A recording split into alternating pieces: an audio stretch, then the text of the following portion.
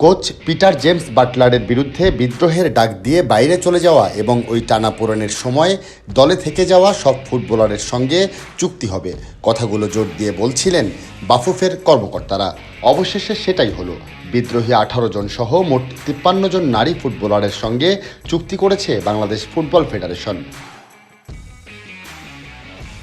আফিদা রিপাদের সঙ্গে সাবিনা মারিয়াদের সাথেও চুক্তির বিষয়টি নিশ্চিত করেছেন বাফুফের নারী উইংয়ের চেয়ারম্যান মাহফুজা আক্তার কিরণ। ওয়ালটন আবারও মিলিয়নিয়ার অফারে ওয়ালটন ফ্রিজ কিনে আপনিও হয়ে যেতে পারেন মিলিয়নিয়ার। মিলিয়নিয়ার ছড়াছড়ি দেশ জুড়ে, এটা শুধু ওয়ালটনই পারে। অন্যদিকে গুঞ্জন চলছে নারী ফুটবলারদের বেতন সংক্রান্ত বিষয় নিয়ে। তবে বেতনের বিষয়ে বিস্তারিত কিছু জানাননি নারী উইংয়ের চেয়ারম্যান। 3 ক্যাটাগরিতে সর্বনিম্ন বেতন ধার্য করা হয়েছে 20,000 টাকা।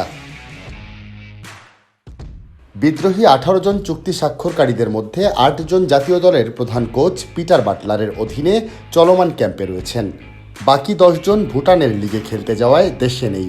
সে 10 জনের সাথে বাফুফে চুক্তি করেছে অনলাইনে। ভুটানে অবস্থানরত ফুটবলাররা হলেন সাবিনা খাতুন, সানজিদা আক্তার, মারিয়া মান্ডা, ঋতুপর্ণা চাকমা, মনিকা চাকমা, মাসুরা পারভিন, কৃষ্ণারানী সরকার, রূপনা চাকমা, শামসুন্নাহার সিনিয়র ও মাতসুসীমা সুমাইয়া। এই 10 জনকে ছাড়াই জর্ডান ও ইন্দোনেশিয়ার বিপক্ষে প্রীতি ম্যাচের প্রস্তুতি নিচ্ছেন বাটলার। আগামী 31শে মে জর্ডান ও 3রা জুন ইন্দোনেশিয়ার বিপক্ষে খেলবে মেয়েরা। 2টি ম্যাচই হবে জর্ডানে।